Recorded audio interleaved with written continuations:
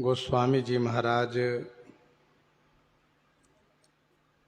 पूर्व प्रसंग में वर्णन किए।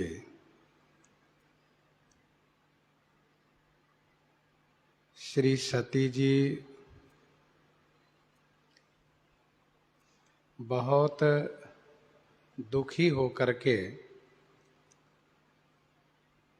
ब्रह्मा जी से प्रार्थना करती हैं कि हे ब्रह्मा जी, आपने मुझे मेरे कर्म का फल दिया, वह उचित ही किया, परंतु आप मुझे जो श्री शंकर जी के वियोग में, श्री शंकर जी से विमुख होने पर जिंदा रख रहे हैं, यह उचित नहीं कर रहे हैं। फिर इसके बाद भगवान श्री रामचंद्र जी को स्मरण करती हैं, उनसे कहती हैं कि मैं आपकी शरण में हूं, आप कृपा कीजिए कि मेरी देह शीघ्र छूट जाए।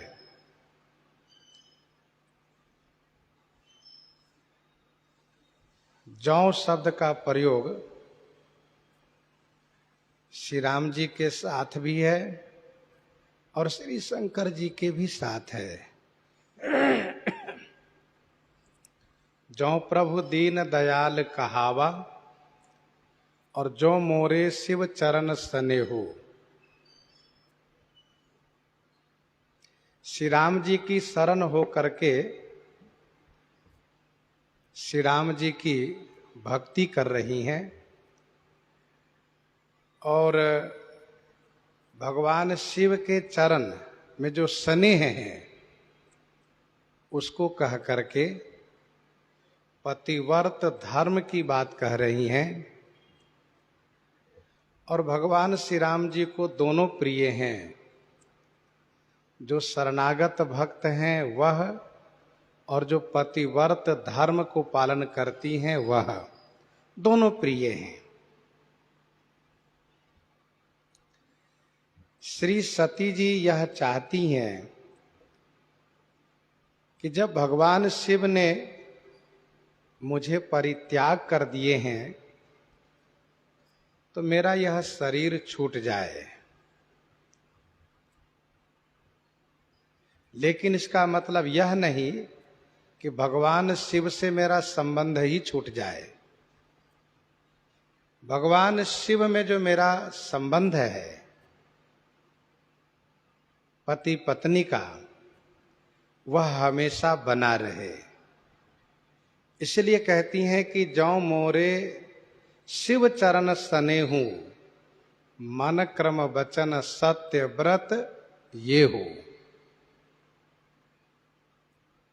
श्री राम जी की शरण में जाकर के दुख की निवृत्ति के लिए शरीर को छोड़ना चाहती हैं और भगवान शिव के चरणों में स्नेह को बनाए रखना चाहती हैं, जोड़ करके रखना चाहती हैं। इसलिए कहती हैं, तो सब दर से सुनिए प्रभु, करऊं सो बेगी उपाय,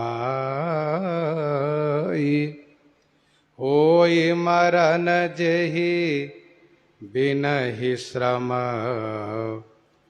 दूसह विपति बिहाई। तो माने तो, हे सबदर्शी, सब कुछ देखने वाले प्रभु श्री रामचंद्र जी, सो उपाय बेगी करहु, वह उपाय आप शीघ्र कर दीजिए। जेहि बिना ही श्रम मरण होई और बिना ही श्रम दूसह विपत्ति बिहाई। बिना परिश्रम के मरण हो और बिना परिश्रम के असहनीय जो विपत्ति है उसका अंत हो जाए। श्री सती जी कहती हैं कि आप तो सबदर्शी हैं, सब देख रहे हैं, आपसे कुछ छुपा हुआ नहीं है। मेरे प्रति मेरे स्वामी का क्या भाव है, क्या उन्होंने प्रण किया है, तथा मैं किस ग्लानि से दुख से गुजर रही हूं, मैं किस कष्ट को भोग रही हूं, वह सब आप देख रहे हैं। इसलिए आपसे एक ही प्रार्थना है कि आप शीघ्र उपाय कीजिए। अब मुझसे सहन नहीं होता है, सहने की भी एक सीमा होती है, अब मुझसे सहा नहीं जा रहा है, इसलिए शीघ्र उपाय कर दीजिए, बिना परिश्रम के मृत्यु हो। आत्महत्या करना परिश्रम पूर्वक मृत्यु है और उसमें आत्महत्या का दोष लगता है, जिसमें मृत्यु उपरांत भी क्लेश उठाना पड़ता है। इसलिए श्री सती जी आत्महत्या वाली मृत्यु नहीं चाहती हैं।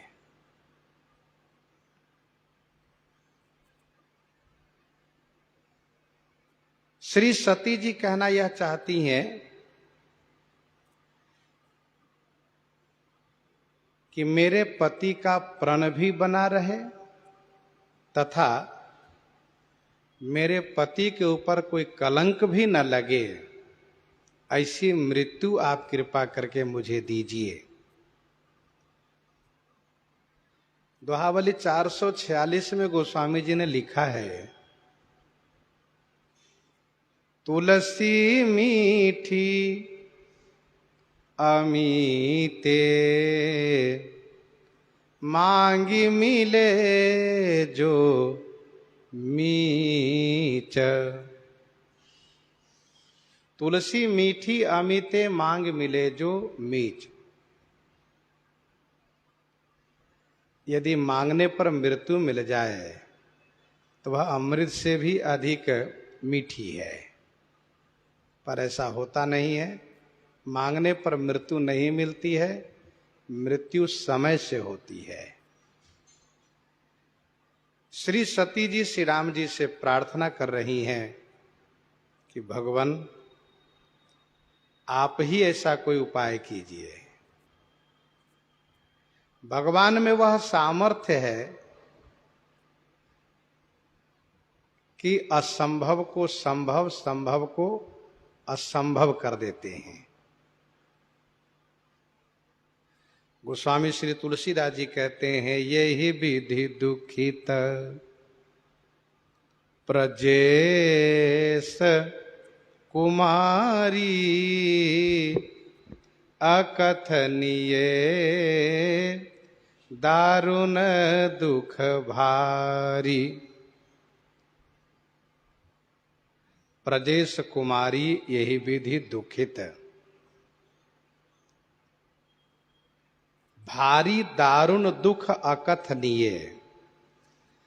प्रजेश माने प्रजापति की बेटी, इसी प्रकार से दुखी हैं। उनका भारी और दारुण माने कठिन जो दुख है वह अकथनीय है, अवर्णनीय है।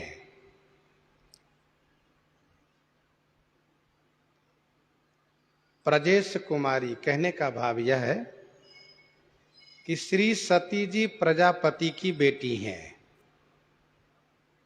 फिर भी वह दुखी है।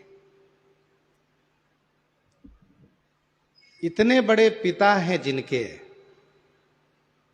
इतने बड़े पिता हैं जिनके, जो प्रजापति हैं, फिर भी वह दुखी हैं। इससे यह स्पष्ट हो गया कि स्त्री के जीवन में, नारी के जीवन में उनके संबंध में चाहे कोई कितने बड़े क्यों न हो, चाहे उनके पिता, उनके ससुर, उनके देवर, उनके भाई, चाहे जितने बड़े पद पर हो, लेकिन यदि पति से स्नेह प्राप्त नहीं है तो उनको सुख नहीं मिल सकता है। बन दुख नाथ कहे बहु तेरे, भय विषाद परिताप घनेरे, प्रभु वियोग लवलेश समाना, सब मिली हो ही न कृपा निधाना। सब मिली हो ही न कृपा निधाना।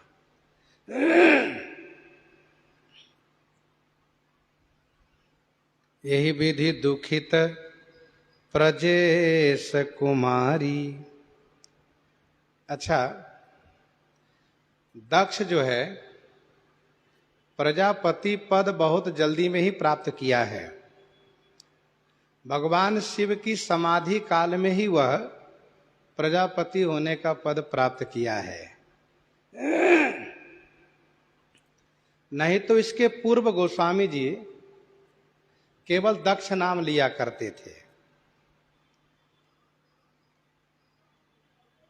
अब वह प्रजेश हो चुका है,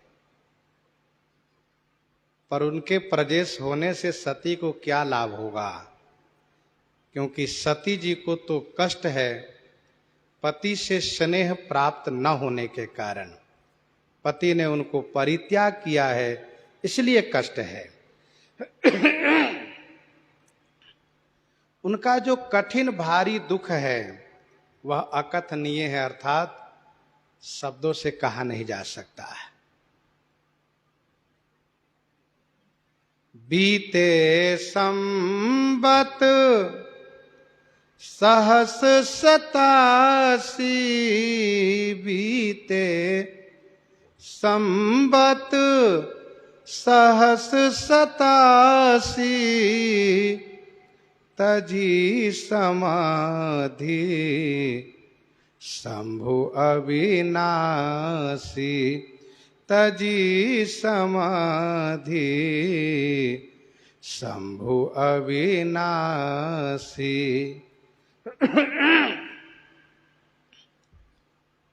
87 सहस संबत बीते। 87 सहस माने हजार, संबत माने वर्ष जब बीत गए, तब अविनाशी शंभु ने समाधि तजी। समाधि तजी माने उन्होंने समाधि छोड़ी। बीते संबत सहस 87। गोस्वामी जी ने पहले ही कहा है कि लागी समाधि अखंड अपारा, वह समाधि का समय रहा है 87,000 वर्ष का।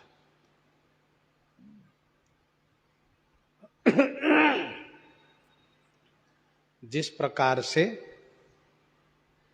सोने के समय में, शयन करते समय में मन में यह सुदृढ़ संकल्प हो कि हमको इतने बजे जगना है, 4 बजे हो, 5 बजे हो, 3 बजे हो या 2 बजे हो, जब जगने का संकल्प हो तो उस समय उनकी नींद अवश्य खुलती है। यह नियम है। और खास करके जब कहीं जाना हो, किसी से मिलना हो, तब तो बिल्कुल ठीक उसी समय पर नींद खुलेगी। उसमें यह अपेक्षा नहीं रहती है कोई हमको जगावे, व जगाने का कोई माध्यम हो, नींद खुलेगी अवश्य। फिर आलस के कारण सो जाइए, बात अलग है। वैसे ही समाधिस्थ साधक व सिद्ध कि समाधि के समय में यह समय संकल्पित होता है, इतने वर्ष के लिए हम समाधि लगा रहे हैं, इतने समय के लिए। बीते संबत सहस 87, तजी समाधि शंभु अविनाशी।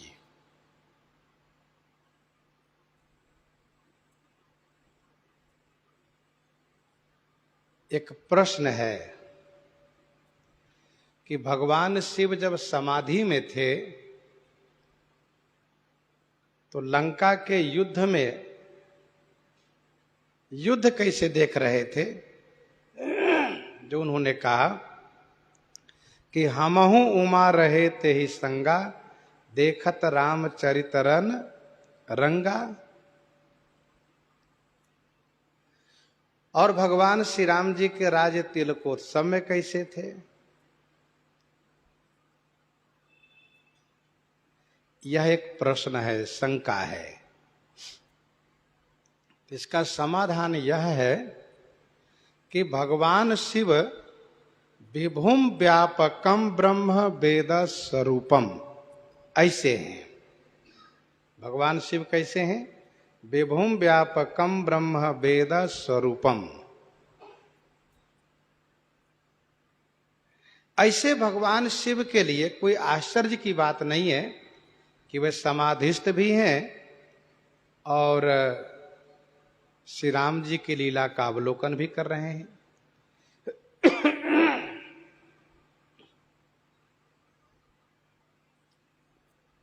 कुछ संतों ने ऐसा कहा कि भगवान शिव श्री राम लीला अवलोकन के बाद समाधि लगाए हैं। सती बसहि कैलाश तब, श्री सती जी कैलाश में निवास करती हैं। श्री शंकर भगवान विचरण में चल दिए और विचरण में चल करके लीला अवलोकन किए, फिर बाद में समाधि लगाए। ठीक है, यदि ऐसा मानते हैं तो जब भगवान शिव समाधि बाद में लगाए तो सृष्टि कार्य की एक जिम्मेदारी भगवान शिव के ऊपर है। किस कार्य की जिम्मेदारी है? तो वह कार्य है संहार। संहार कार्य 87,000 वर्ष के अंदर कैसे होता रहा, यह एक प्रश्न होता है। दूसरी बात यह है कि भगवान शिव के अर्चक भक्त लोग विभिन्न मंदिरों में पूजा कर रहे हैं, तो उनके मनोरथ फिर कौन पूरा कर रहा है, यह भी एक प्रश्न है। इन सब का समाधान यह है कि भगवान शिव समाधि में होते हुए भी सृष्टि के संहार कार्य को भी देख रहे हैं। यह उनमें सामर्थ्य है। भक्तों के मनोरथ पूरा कर रहे हैं, मंदिरों में पूजा अर्चना को स्वीकार कर रहे हैं, श्री राम लीला अवलोकन कर रहे हैं। सब कुछ इनके लिए संभव है। मानस जी में आगे वर्णन किया जाएगा। शैलराज हिमाचल सबको आमंत्रित करेंगे। वन सागर सब नदी तालाबा, वन सागर नद नदी तालाबा ऐसा भी मान लीजिए। सभी वनों को, सभी पर्वतों को, सागर को, तालाबों को, नदियों को, सबको आमंत्रित किया। सब आए, तो सब आए तो इसका मतलब वहां का सब खाली हो गया होगा, ऐसा नहीं हुआ है। आए सब हैं और वो जो जहां है वहां भी कार्य चल रहा है। काम रूप सुंदर तनुधारी सहित समाज सहित बर, नारी गए सकल तो हिमाचल गेहा। इनका सबका एक वह स्वरूप है जिस स्वरूप से बाहर का व्यवहार करते हैं और स्थूल स्वरूप से वहीं बने रहते हैं। भगवान श्री रामचंद्र जी जब समुद्र पर क्रोध किए तो विप्र रूप आयु तजिमाना, समुद्र आया। श्री हनुमान जी जब समुद्र पार कर रहे थे तो जलनिधि रघुपति दूत बिचारी, तय मैनाक हो ही श्रमहारी। इसका मतलब सबका एक वह रूप है जिस रूप से वे बाहरी व्यवहार करते हैं और स्थूल रूप से वहां बने रहते हैं। देवताओं की यह व्यापकता है। और भगवान शिव फिर क्या कहना है, विभुम व्यापकम ब्रह्म वेद स्वरूपम, भगवान शिव सब कर सकते हैं।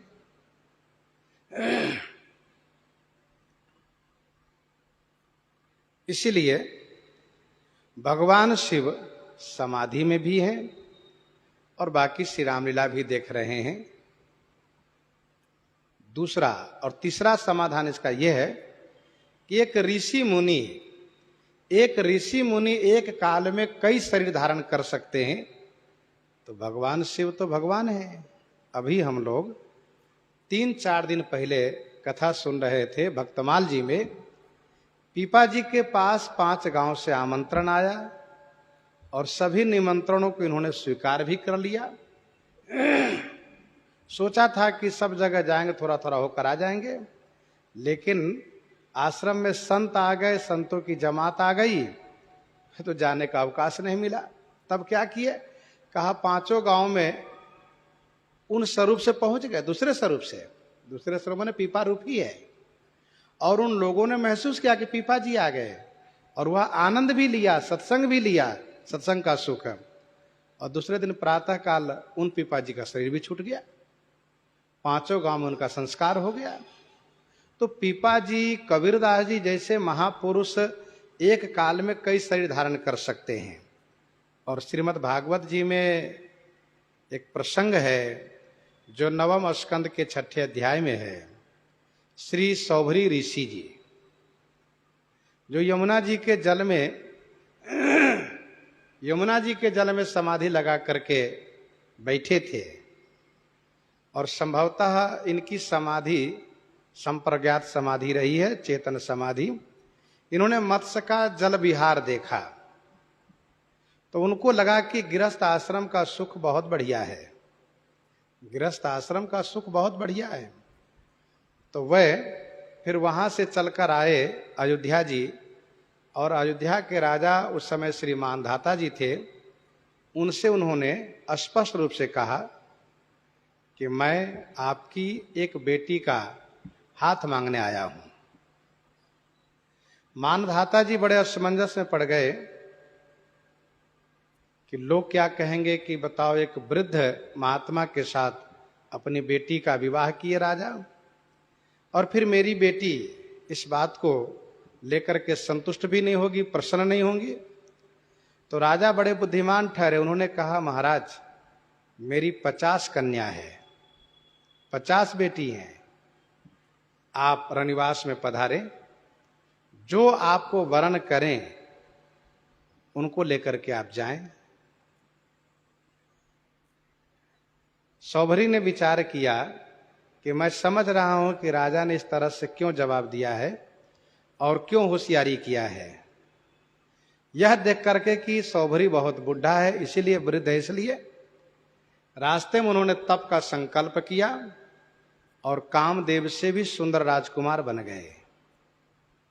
परिणाम ये हुआ कि एक नहीं बल्कि 50 ने माला पहना दिया, 50 ने वर्ण किया, और 50 को लेकर के जब मानधाता जी के सामने से निकले तो वे चुप रह गए, कुछ नहीं बोल पाए।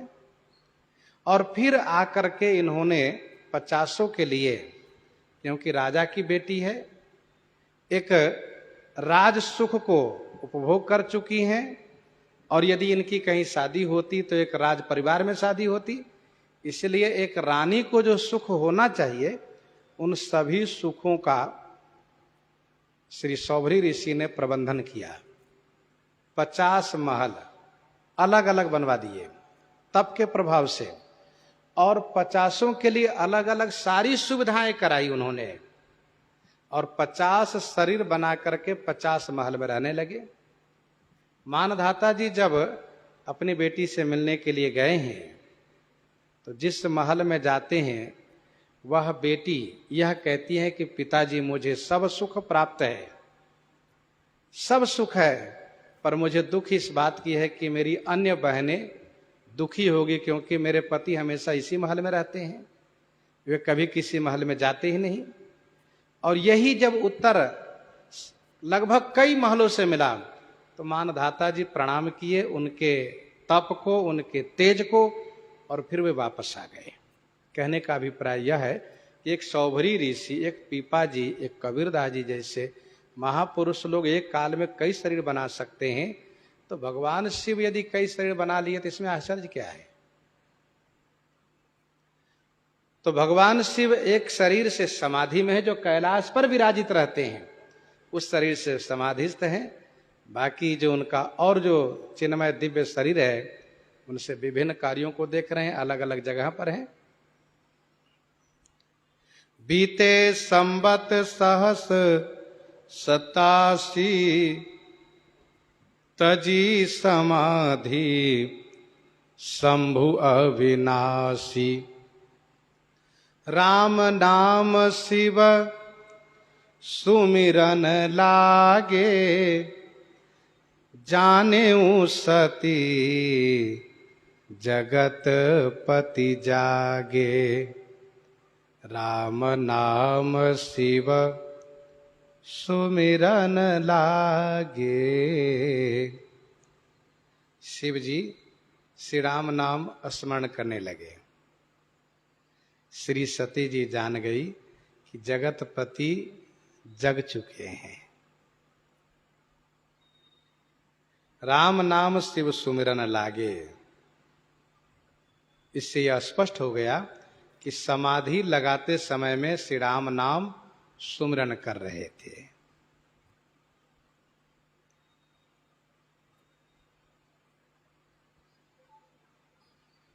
कल भी हम लोग चर्चा किए हैं कि समाधि के पूर्व और नींद के पूर्व जो चिंतन होता वही जगने पर स्मरण होता है। भगवान शिव हमेशा श्री राम नाम स्मरण करते हैं। तुम पुण्य राम राम दिन राति सादर जपहु अनंग आराती। तो भगवान शिव श्री राम नाम स्मरण करने लगे, राम राम राम नाम करने लगे। तो श्री सती जी जान गई कि श्री जगतपति भगवान शिव जग गए हैं। श्री सती जी पास में नहीं थी, भवन में थी, लेकिन भगवान शिव की जो समाधि खुली, इस बात को सर्वप्रथम श्री सती जी जान पाई। पहले उन्होंने जाना। ऐसा क्यों? ऐसा इसलिए क्योंकि सती जी भले महल में रहती हैं, लेकिन उनका मन भगवान शिव के पास था। तो इसीलिए सर्वप्रथम श्री सती जी ने जाना। देखो भाई, अब आज मोबाइल का जमाना हो गया तो मानसिक चिंतन कमजोर हो गया। पूर्व काल में ऐसा होता था कि जिसका जो स्नेही होते हैं, जिसका जो स्नेही होता था, वह यदि परदेश में हो, यदि कहीं बाहर हो, और उसको यदि कुछ भी होता था तो उसको यही पता चलता था, उसको आभास होता था। क्यों? क्योंकि उसका मन उस समय, उसका मन इसमें लगा रहता था, तो उसको पता चल जाता था कि ऐसा ऐसा हुआ। और फिर वे पत्र लिखते थे, पत्र का प्रत्युत्तर बिल्कुल वैसे ही मिलता था। तो मन का संबंध बड़ा मजबूत होता है, पता चल जाता है। भगवती श्री सती जी का मन भगवान शिव में लगा है, इसलिए सर्वप्रथम श्री सती जी को ही पता चला कि शिव जी जग गए हैं। जगतपति हैं भगवान शिव। पारक्षणे धातु से ईश्वर जगत की रक्षा करते हैं। ईश्वर के जगने से जगत की रक्षा होती है। भक्त कहता है, प्रभु आप जगिए। क्यों? आपके जगने से जगत की रक्षा होगी, धर्म की रक्षा होगी। गुरुते पहले ही जगतपति जागे राम सुजान। श्री सती जी को जैसे लगा कि स्वामी जग गए हैं, वैसे ही तुरंत चल पड़ी। जाई शंभु पद बंदन कीन्हा, जाई शंभु पद बंदन कीन्हा, सनमुख शंकर आसन दीन्हा, सनमुख शंकर आसन दीन्हा, जाई शंभु पद बंदन कीन्हा। श्री सती जी ने जाकर के भगवान शिव के चरणों में वंदन प्रणाम किया। भगवान शिव की सावधानी देखिए, 87,000 वर्ष समाधि में थे, फिर भी सावधान है। श्री सती जी को तुरंत सन्मुख आसन दिए। सन्मुख शंकर आसन दीन्हा, वाम भाग में नहीं दिए, सामने आसन दिए। भगवती श्री सती ने जाकर के चरण में वंदन किया है। भगवान शिव तुरंत सन्मुख आसन दिए हैं। सन्मुख आसन देने से श्री सती जी को समझने में कोई देरी नहीं लगी है, लेकिन श्री सती जी इन बातों को लेकर के कोई चर्चा नहीं की है, क्योंकि श्री सती जी जान चुकी हैं शंकर रुख अवलोकी भवानी, जान चुकी हैं प्रभु मोहि तजऊ, स्वामी परित्याग कर चुके हैं। सन्मुख आसन मां को दिया जाता है, अर्थात श्री सती जी को सन्मुख आसन देने से यह स्पष्ट हो गया कि मां के समान सम्मान भगवान शिव उनको कर रहे हैं। अच्छा, श्री सती जी ने अपने अपराधों को विचार तो किया है, मैं जो कीन रघुपति अपमाना, पुनिपति बचन मृषा करी जाना, लेकिन उसमें इस अपराध को विचार नहीं किया है कि मैंने श्री सीता जी का वेश बनाया है, क्योंकि सती जी की दृष्टि में श्री सीता जी का वेश बनाना अपराध है ही नहीं, क्योंकि मन में कोई बुराई नहीं थी। परीक्षार्थ श्री सीता जी का वेश बनाया था, इसलिए श्री सीता जी का वेश बनाना वे अपराध नहीं मानती है।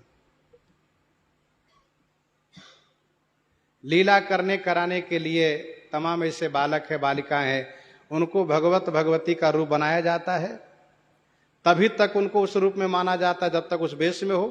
बाद में कोई नहीं मानता कि भगवान है, भगवती हैं, फिर उनको उसी बालक उसी बालिका के रूप में देखते हैं। गलती करते हुए का थप्पड़ लगाते भी हैं, तब नहीं सोचते कि भगवान है, भगवती है। कहने का अभिप्राय यह है कि भगवती श्री सती जी ने उसको अपराध नहीं माना। महर्षि श्री याज्ञवल्क्य जी ने भी कहा कि अपराध नहीं है, लेकिन भगवान शिव भक्ति मार्ग में सूक्ष्मता को विचार करके, भक्ति की गंभीरता को, सूक्ष्मता को विचार करके श्री सती जी ने जो श्री सीता जी का वेश बना लिया है, इसलिए उनको उस शरीर के लिए परित्याग कर दिए हैं, अर्थात पत्नी भाव का परित्याग कर दिए हैं। और जैसे मां के प्रति आदर होना चाहिए वो आदर रखे हैं, इसलिए सन्मुख शंकर आसन दिन्हा। एक समय वह आएगा, यही बट की छाया होगी, और फिर भगवती जब पार्वती बनकर आएंगी तो जाने प्रिया आदरति किन्हा, वाम भाग आसन हर दिन्हा। जब भगवान शिव वाम भाग में आसन देंगे तब श्री भगवती पार्वती जी को सारी बातें याद आ जाएगी, अरे यही बट की छाया है, एक समय वो था, मुझे सामने बैठने के लिए आसन दिया गया था, मेरा आसन छीन लिया गया था, लेकिन अब वह आसन मुझे प्राप्त हुआ। तो उनकी सारी घटनाएं याद आ गई और फिर तुरंत कथा के संदर्भ में जिज्ञासा करने लगी हैं। सन्मुख शंकर आसन दिन्हा, भगवान शिव सामने आसन दिए हैं। लगे कहन हरि कथा रसाला, लगे कहन हरि कथा रसाला, दक्ष प्रजेश भय तेहि काला, लगे कहन हरि कथा रसाला।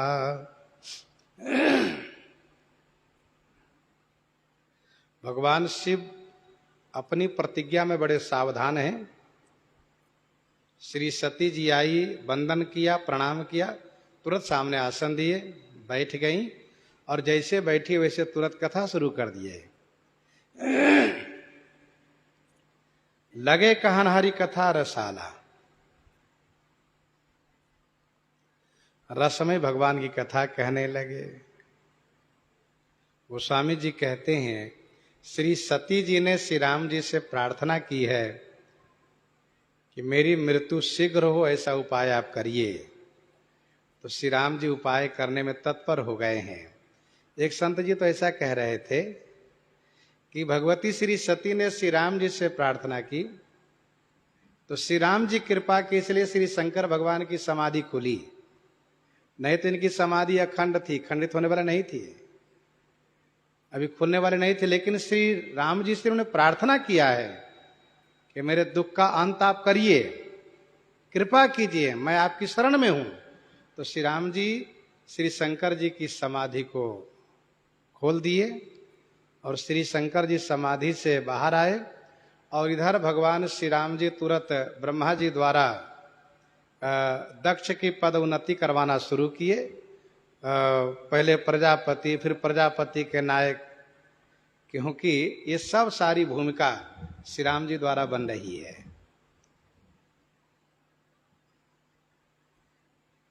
भगवान शिव रसमय कथा सुनाने लगे।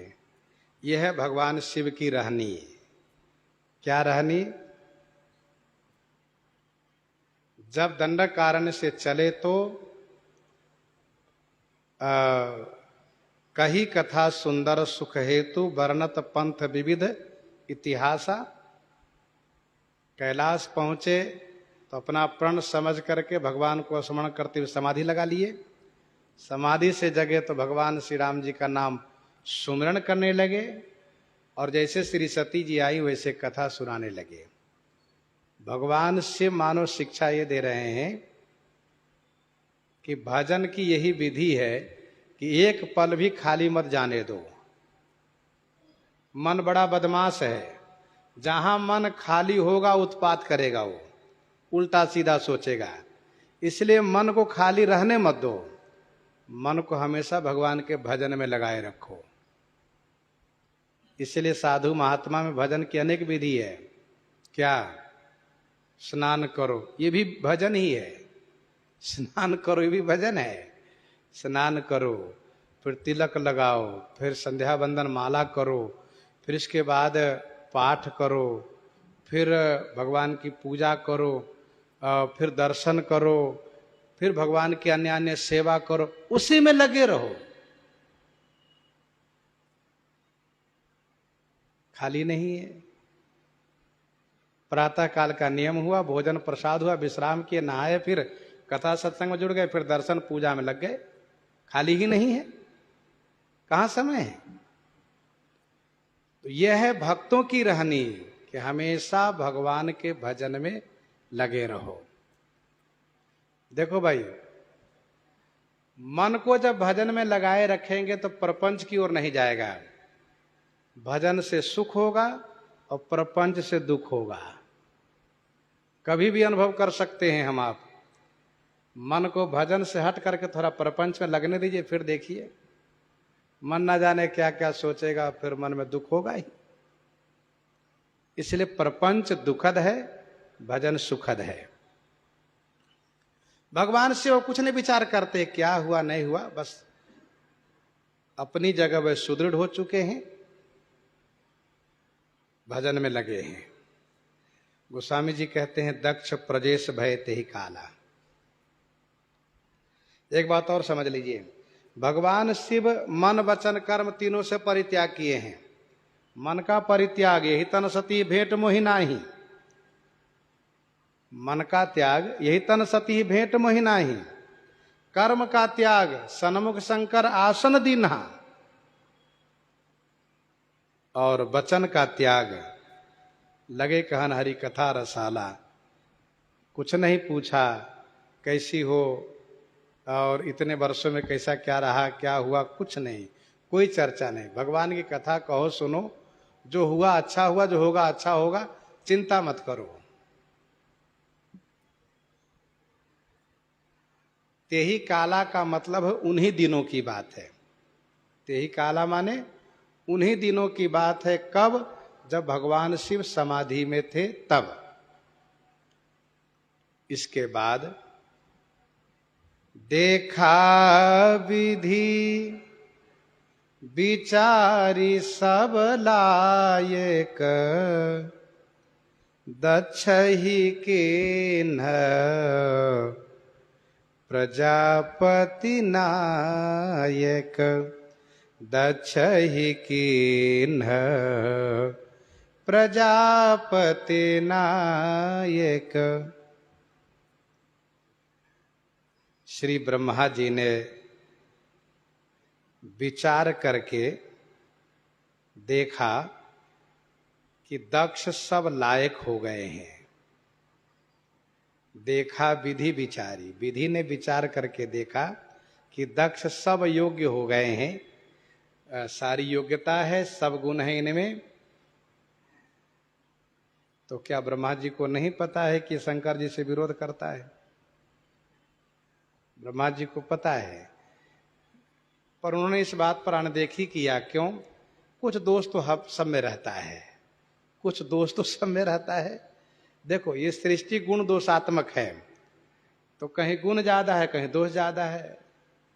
बिल्कुल दोषों से मुक्त हो ऐसा संभव ही नहीं है। तो ब्रह्मा जी ने उन बातों पर अनदेखी किया है। और फिर दक्ष बहुत बड़े बड़े के ससुर जी हैं। ये भागवत जी में, पुराणों में वर्णन है। कहीं कहीं इनकी 21 बेटियों की चर्चा है, और सब बड़े बड़े के साथ इनकी बेटी का विवाह हुआ है। तो ब्रह्मा जी महाराज ने देखा कि प्रजापति नायक बनाने योग्य है। तो दक्ष ही किन्ह प्रजापति नायक। और प्रजापति नायक यह वह पद है, जैसे आजकल प्रधानमंत्री के बाद दूसरा पद है गृह मंत्री, वैसे ये ब्रह्मा जी के नीचे वाला पद है। ये प्रजापति नायक का पद है, बहुत बड़ा पद है। देखा विधि विचारी सब लायक, दक्ष ही किन्ह प्रजापति नायक। ब्रह्मा जी ने इनको प्रजापति के नायक बनाया है।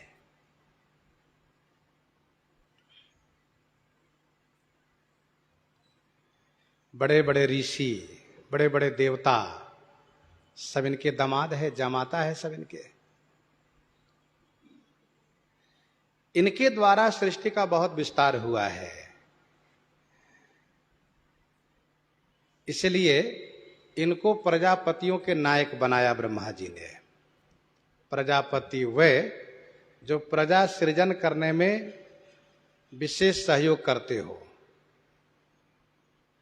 और प्रजापति नायक ये इसलिए बनाए गए क्योंकि इनके द्वारा सृष्टि के सृजन काल में बहुत विस्तार हुआ है।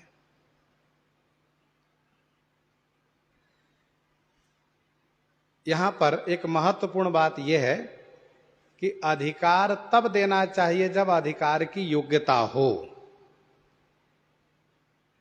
अधिकारी तब बनावे जब अधिकारी होने की योग्यता हो।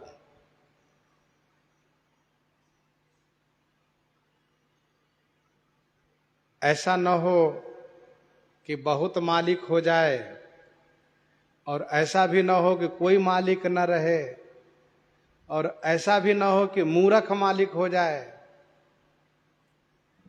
तो समझ लीजिए वह व्यवस्था बिगड़ जाती है। इसलिए मालिक एक होना चाहिए, और वो भी मजबूत होना चाहिए। कहई भुआल सुनिए मुन नायक, भय राम सब विधि सब लायक। कहई भुआल सुनिए मुन नायक, भय राम सब विधि सब लायक। यह योग्यता देखनी चाहिए। आप इस बात से परिचित हैं, किसी भी घर परिवार में यदि 10-20 का परिवार है, 10-20 लोग उस परिवार में है, सब सम्मिलित है, सब साथ रह रहे हैं, तो उस परिवार में एक ही कोई मालिक होता है और उस परिवार में उसकी बात को सब कोई मानते हैं और सारी व्यवस्था की जिम्मेदारी उनके ऊपर रहती है। तो परिवार में वही एक गार्जियन होता है, वही एक मुखिया होता है, वही मालिक होता है। उसके ऊपर बड़ी जिम्मेदारी होती है और उस सबको प्रसन्न करके, सबको समन्वय करके चलने का प्रयास भी करता है। तो देखा विधि विचारी सब लायक, दक्ष ही किन प्रजापति नायक। ब्रह्मा जी महाराज ने इनको प्रजापतियों के नायक बना दिया। पहले प्रजापति बनाए, दक्ष से प्रजापति और प्रजापति से फिर इसके बाद सीधे प्रजापति नायक बना दिए। जैसे कोई व्यक्ति हो उसको जिलाधिकारी बनाया जाता हो, जिलाधिकारी से फिर मुख्यमंत्री और मुख्यमंत्री से सीधे प्रधानमंत्री।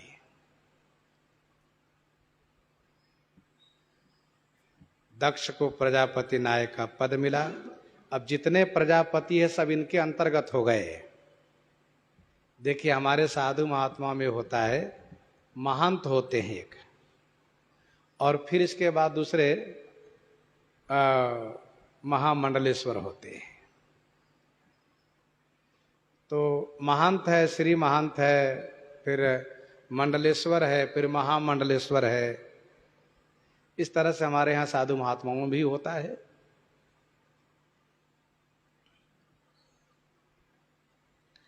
बड़ अधिकार दक्ष जब पावा, अति अभिमान हृदय तब आवा।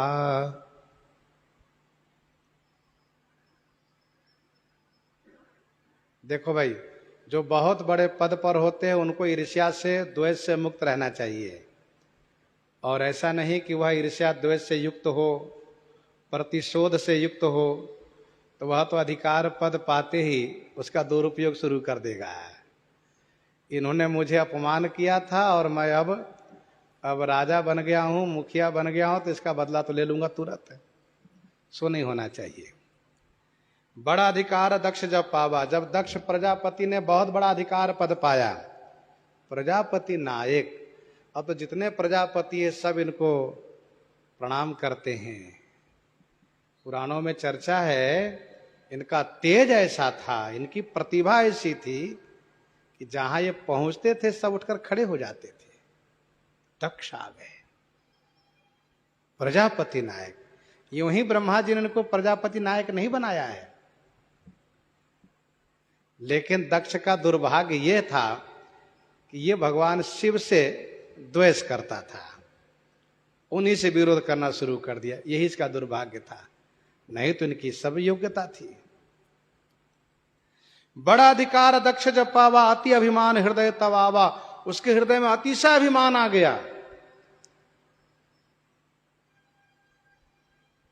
सबसे बड़ा मैं हो गया हूं, अब क्या बात की, अब किस बात की चिंता है। संस्कृति मूल सूल प्रदनाना, सकल शोकदायक अभिमाना। कभी भी किसी व्यक्ति के अंदर में यदि यह बात आ जाती हो कि अब हम बड़े हो गए, तो वहीं से उसका छोटा होना शुरू हो जाता है। किया अभिमान तो फिर मान नहीं पाओगे। और गोस्वामी जी ने स्पष्ट किया है कि संस्कृति मूल शूल प्रदनाना, सकल शोकदायक अभिमाना। संसार के आवागमन का मूल है, अनेक कष्टों के कारण है ये अभिमान। और बात स्पष्ट मैं कर दूं, अहंकार विमूढ़ात्मा कर्ता हमिति मन्यते। अहंकारी लोग ही अपने आप को कर्तापन का अभिमान करता है, इसीलिए उसका पतन होता है। दक्ष प्रजापति को बहुत बड़ा अभिमान हो गया। गोस्वामी जी को यहां पर एक सुंदर उपदेश करने का, उपदेश देने का मौका मिला। उन्होंने कहा, नहीं को अस जन्मा जग माही प्रभुता पाई जाहि मद नाही नहीं को अस जन्मा जग माही। जग माही अस को नहीं जन्मा, जगत में ऐसा कोई नहीं जन्म लिया है कि जो प्रभुता पा करके मदांध नहीं हुआ हो। प्रभुता पाने पर जाहि मद नाही, जिसको मद नहीं हुआ हो, घमंड नहीं हुआ हो, ऐसा कोई नहीं हुआ। एक अर्थ तो यही सीधे सीधे, नहीं को वस जन्मा जगमाही। जगत में ऐसा कोई भी नहीं जन्म लिया है जिसको प्रभुता मिलने पर अभिमान न हुआ हो। दूसरा अर्थ इसका यह है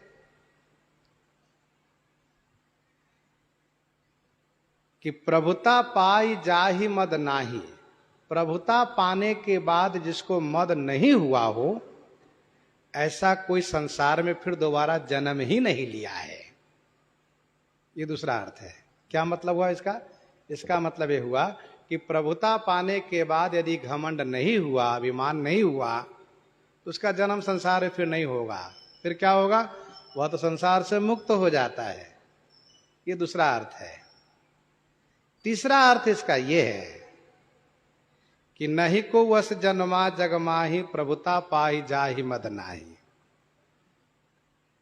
प्रभुता पाने के बाद जिसको मद न हुआ हो, ऐसा कोई संसार में जन्म ही नहीं लिया है। ऐसा कोई है कि नहीं? तो भक्तों ने कहा ऐसा है ना, भगवान हैं, भगवान श्री राम जी हैं, भगवान श्री कृष्णचंद्र जी हैं। ऐसा तो कहा ये जन्म नहीं लिए, तो ये तो प्रकट हुए। भय प्रकट कृपाला दीन दयाला कौशल्या हितकारी। ये जन्म नहीं लेते हैं, ये प्रकट होते हैं। प्रभुता पाने के बाद मद नहीं हुआ हो, ऐसे पुरुष जगत में जन्म नहीं लेता है। ऐसे पुरुष जगत में प्रकट होता है। वो पुरुष नहीं होता है, वो पुरुषोत्तम होता है। पुरुष प्रसिद्ध प्रकाश निधि प्रगट परावर नाथ रघुकुल मणि मम स्वामी सोई कही शिव नायौ माथ। ये तीसरा अर्थ है। तो नहीं को अस जन्मा जगमाही प्रभुता पाई जाहि मद नाही।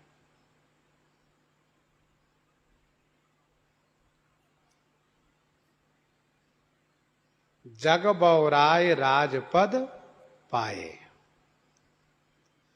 सब अधिकार पद पाने के बाद पगला जाते हैं। भरत ही दोष देई को जाए जग बौराय राजपद पाए। अच्छा, अधिकार पद मिलने के बाद कोई विकार उनमें न हुआ हो, ऐसा कोई नहीं है। ऐसा केवल एक भगवान है। नारद भव विरंची सनकादिक जे मुनि नायक आतंकवादी। नारद भव विरंची सनकादि जे मुनि नायक आतंकवादी। मोहन अंध किन्ह के ही को जग काम न चावन जेही। तृष्णा कही न किन्ह बौराहा। कही के हृदय क्रोध नहीं दाहा।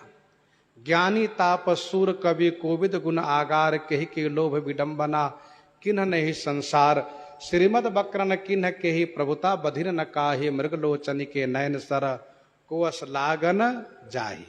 गुणकृत सन्निपात नहीं के ही को न मान मद तजेव निबेही। जौवन ज्वर के ही नहीं बलकावा। ममता के ही कर जसन न सावा। मच्छर का ही कलंक न लावा। काहिन शोक समीर डुलावा। चिंता सापिन को नहीं खाया। को जग जाहिन व्यापी माया। कीट मनोरथ दारु शरीरा। जहन लाग गुण कोअस धीरा। कोई नहीं बच पाता है। तो नहीं को वस जन्मा जग माही प्रभुता पाई जाहि मद माही नाही। देखिए, थोड़ा धन पाने के बाद सामान्य लोग बौरा जाते हैं। और पद की तो बातें अलग है। जब पद मिल जाए तो फिर क्या कहना है। हमारे गुरुजी कहा करते थे कि थोड़ा ऐसा पैसा मिला तो फिर मन में संकल्प उठाए, जो बड़े लोग हैं ना, जैसे कपड़े पहनते वैसे कपड़े खरीद कर लाओ, वही कपड़ा पहनेंगे हम भी, वैसे ठाट बाट में रहेंगे। लेकिन यह तो उनका सुकृत है, उनको तो हमेशा मिलेगा, आपको बस 4 दिन की चांदनी, फिर अंधेरी रात, फिर वैसे हो जाओगे और उसका उस रूप में संरक्षण भी नहीं कर पाओगे, रख भी नहीं पाओगे। तो कहने का अभिप्राय यह है कि थोड़े धन पाने पर सामान्य लोग बौराते हैं, विशेष धन पाने पर, विशेष पद पाने पर बड़े बड़े लोग बौरा जाते हैं। दक्ष लिए मुनि बोली सब, करन लगे बड़ जाग, नेवते सादर सकल सुर, जे पावत मख भाग, जे पावत मख भाग। दक्ष लिए मुनि बोली सब, करण लगे बड़ जाग। दक्ष ने सभी मुनियों को बुलाया और बहुत बड़ा यज्ञ करना प्रारंभ किया। सकल सुर जे मख भाग पावत, सादर नेवते, समस्त देवतागण जो यज्ञ में भाग पाते हैं उनको बड़े आदर के साथ दक्ष ने निमंत्रित किया, आप सब यज्ञ में पधारें। सबको बड़े आदर पूर्वक आमंत्रित किया है।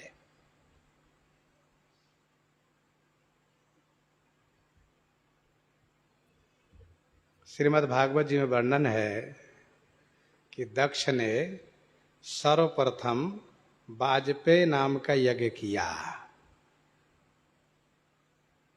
और जब देखा कि यह यज्ञ मेरा पूरा हो गया, छोटा यज्ञ था वो, गिने चुने कुछ लोगों को बुलाया था, तब इसके मन में आया कि अब मैं बड़ा यज्ञ करूंगा।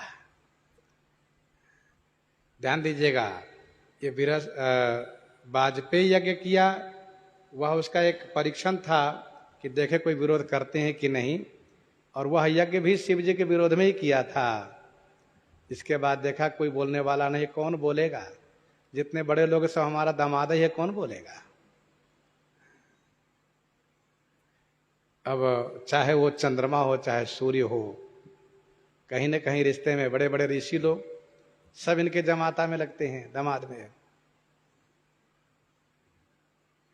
क्या पाताल क्या स्वर्ग, सब जगह इनका प्रभुत्व है, नागलोक में भी इनका है।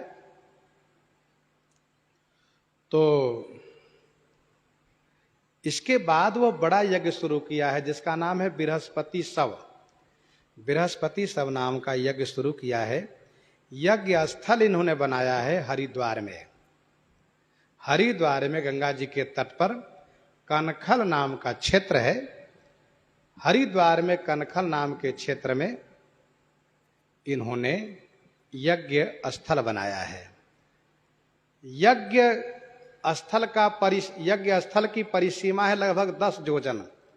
10 योजन की दूरी में यज्ञ स्थल की तैयारी है, क्योंकि बहुत लोग आएंगे, सबको बुलाया है, बड़ी भीड़ होगी, सबका सम्मान हो।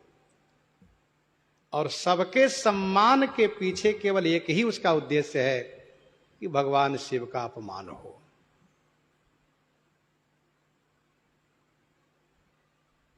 देखिए, जब यज्ञ किसी के अपमान के लिए, किसी के विनाश के लिए, किसी द्वेष ईर्ष्या से किया जाता हो तो वही यज्ञ तामसी हो जाता है। दक्ष का यज्ञ तामसी है, क्योंकि भगवान शिव के अपमान के लिए ही यज्ञ किया है इसने।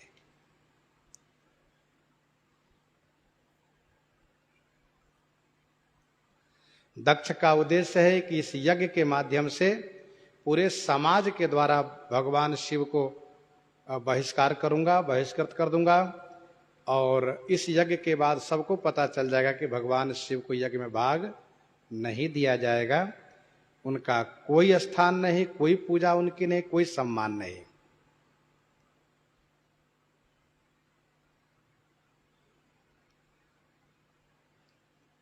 भगवान शिव के अपमान में यज्ञ किया है, इसलिए सब देवताओं को जो यज्ञ में भाग पाते हैं बड़े आदर के साथ निमंत्रित किया है।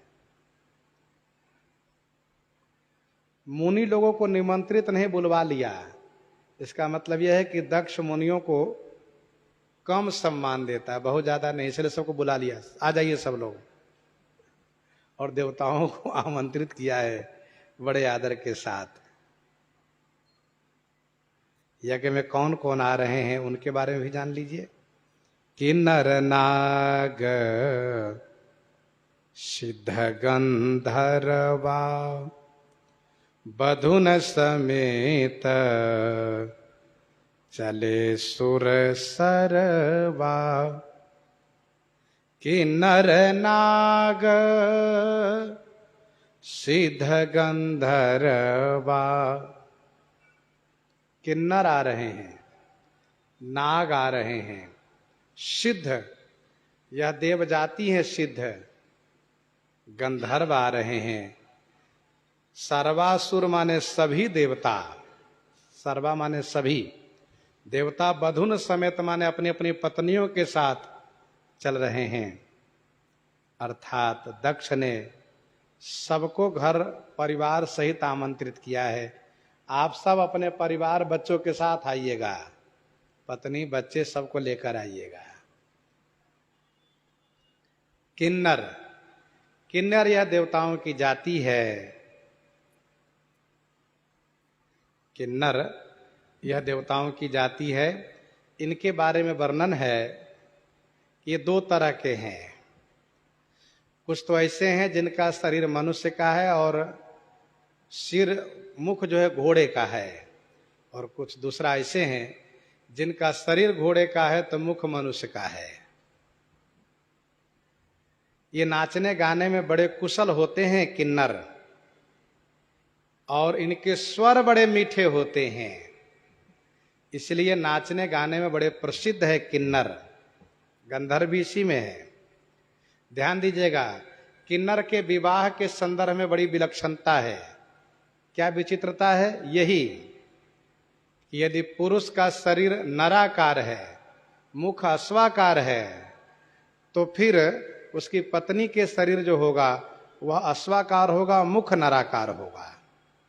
ये उसके विवाह में विधि है। एक का शरीर घोड़े का होगा, एक का शरीर मनुष्य का होगा। ये उसमें चलता है किन्नर में। और नाग की बात है तो नाग पाताल में रहते हैं, और ये कद्रु की संतानें हैं नाग, सुरसा की भी संतानें हैं, ऐसी भी चर्चा है। तो ये नाग है। पुराणों में वर्णन है नाग का शरीर भी मनुष्य नराकार ही होता है। नाग लोक में नाग सांप रूप में नहीं बल्कि वो मनुष्य रूप में दिखते हैं वहां पर। हाँ, ऐसा वर्णन है। नाग अपने नाग लोक में नराकार में रहते हैं, मनुष्य के शरीर में रहते हैं वे। भक्तमाल जी में इन कुछ नागों का स्मरण किया है स्वामी श्री नाभा गोस्वामी जी ने 27-56 में। उरग अष्टकुल का वंदन किया है, प्रणाम किया है। नाग सिद्ध, सिद्ध या देवताओं की जाति है। ध्यान दीजिएगा, एक सिद्ध वह होता है जो साधना करके सिद्धि प्राप्त करता है, दूसरा ये सिद्ध जाति है। देवलोक में सिद्ध जाति है। जैसे हम लोग यहाँ पर उत्तर भारत तरफ इधर हम लोग कहते हैं कि भाई बाबा जी बन गए, बैरागी बन गए, लेकिन दक्षिण और पश्चिम में जाइए तो कहते हैं हम बैरागी हैं बाबा महाराज, हम भी बैरागी ही है। तो बैरागी जाति है उनकी। आप दक्षिण पश्चिम में जाइए, राजस्थान गुजरात तरफ, तो बहुत लोग ऐसे कहेंगे महाराज हम भी बैरागी, हमारी जाति बैरागी है। तो बड़ा आश्चर्य होता है, ये बैरागी ही है। तो वैसे ही एक सिद्ध होते हैं, और ये देवलोक में सिद्ध जाति हैं। सिद्ध, सिद्ध है, चारण है, सब जाति है वहां की। गंधर्व, गंधर्व देवताओं की जाति है। तो गंधर्व और किन्नर नाचने गाने में बड़े कुशल होते। खास करके गंधर्व के बारे में प्रसिद्धि है गायन, बहुत बढ़िया गायन करते हैं। देवलोक में मनोरंजन यही लोग करते रहते हैं अपने गायन के द्वारा, संगीत के द्वारा, और गायन वाद्य सब होता रहता वहां पर। बधुन समेत चले सुर सर्वा, सभी देवता अपनी अपनी पत्नी के साथ चले हैं। विष्णु बिरंची महेश बिहाई, चले सकल सुर जान बनाई। निमंत्रण भगवान विष्णु को और ब्रह्मा जी को भी है, लेकिन भगवान विष्णु और ब्रह्मा जी ने जब यह जाना कि यह यज्ञ तो शिव जी के अपमान के लिए हो रहा है, तो भगवान विष्णु भगवान ब्रह्मा ने निश्चय किया कि हम नहीं जाएंगे। एक बात और ध्यान दीजिएगा, इंद्र आदि का भी नाम नहीं लिया जा रहा है यहां पर, सामान्य देवता का नाम लिया गया है। इंद्र आदि देवताओं ने पता लगवाया कि ब्रह्मा जी नहीं जा रहे, कहा नहीं। विष्णु जी कहा नहीं, कहा हम भी नहीं जाएं क्योंकि वहां कुछ गड़बड़ होगा। तब देखो, जहां पर बड़े लोग न जाए वहां अपने को भी नहीं जाना चाहिए, वहां कुछ होने वाला होगा, जान लीजिए। जाएंगे तो कुछ दूसरी दक्षिणा मिलेगी, इस बात को ध्यान रखना चाहिए। तो दक्षिणा के लोभ में सब जगह नहीं जाना चाहिए, दक्षिणा के लोभ में भी वहीं जाना चाहिए जहां अपने से बड़े लोग, आदरणीय लोग जा रहे हो। ये देवताओं का अपराध है क्या? विष्णु बिरंची महेश बिहाई, त्रिदेव को छोड़ करके सकल सुरजान बनाई चले। सब देवता विमान बना के चल दिए, खूब विमान सजा धजा करके, ध्वजा पताका बंधन बार लगा करके और बढ़िया नए बिस्तर लगा करके बाजे गाजे के साथ खूब तैयारी के साथ चले हैं। कहां जा रहे हैं? यज्ञ में, भंडारा खाने। कहां? कहीं कहीं ऐसा भी वर्णन है, इंद्रादि देवता वहां पहुंचे कनखल में, जब देखा ब्रह्मा जी विष्णु जी नहीं आए, धीरे से खिसक लिए, कहा चलो यहां से, यह रहना ठीक नहीं है। पर सामान्य देवता लोग तो वहां डटे हुए हैं। सती बिलो के व्योम विमाना, जात चले सुंदर विधि नाना। सती बिलो के व्योम विमाना, जात चले सुंदर विधि नाना। सती जी ने व्योम माने आकाश में विमान को देखा, नाना विधि सुंदर चले जात। नाना विधि माने अनेक प्रकार से सुंदर सुंदर विमान में सब चले जा रहे हैं। भगवान शिव कैलाश पर हैं, देवता लोग देवलोक से चले हैं दक्षिण दिशा की ओर। हरिद्वार में यज्ञ हो रहा है। भगवती श्री सती ने आकाश में विमान को देखा, भगवान शिव ने नहीं देखा, क्योंकि भगवान शिव का मन भजन में लगा है। जिनका भजन में मन लगता है वो उधर इधर उधर नहीं देखते हैं, और जिनका मन भजन में नहीं लगता है वो दाएं बाएं अगल बगल देखते रहते, झांकते रहते हैं क्या हो रहा है। अच्छा, श्री सती जी का मन विक्षिप्त है, मन दुखी है, इसलिए उनका मन कथा में नहीं लगता है। तो कभी ऊपर देखती हैं, तो कभी नीचे देखती है, कभी दाएं कभी बाएं। आवाज ऊपर से आई, ऊपर देखना शुरू किया। अच्छा, कोई कथा मंडप है नहीं कि ऊपर ना दिखाई दे, सो नहीं। हेलीकॉप्टर की आवाज आवे तो बहुतों का मन चंचल हो जाता है, क्या बात है, कहाँ ये उड़ रहा है, सो नहीं। सती बिलो के व्योम विमाना, सती जी ने देखा, खुले आकाश है, ये बड़े सुंदर सुंदर विमान, एक नहीं अनेक। और इतना ही नहीं, सुर सुंदरी करही कल गाना, सुनत श्रवण छूटही मुनि ध्याना। कोई ना कोई उत्सव जरूर है कहीं।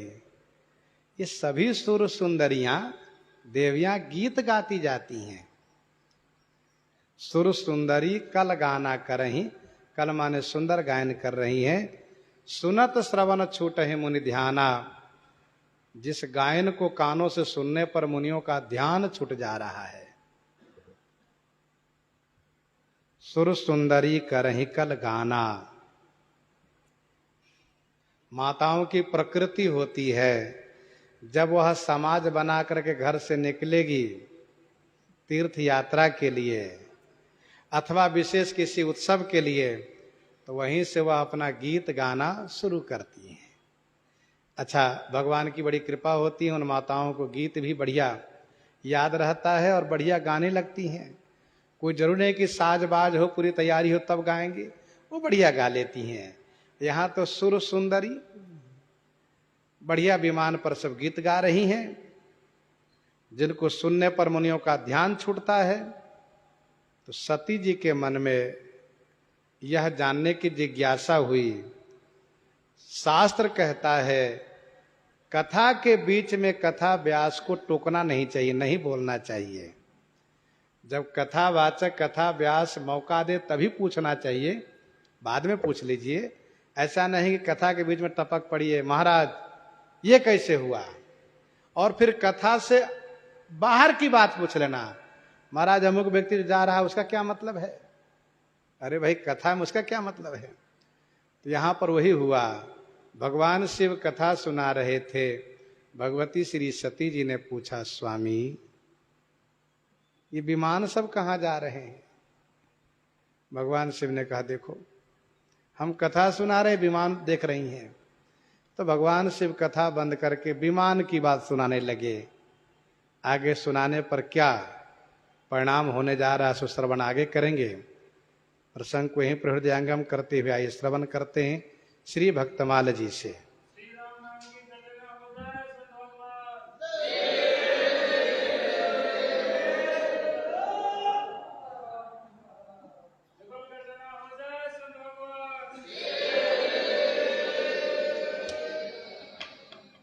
परसों के कथा के समय में थोड़ा परिवर्तन रहेगा, इस बात को ध्यान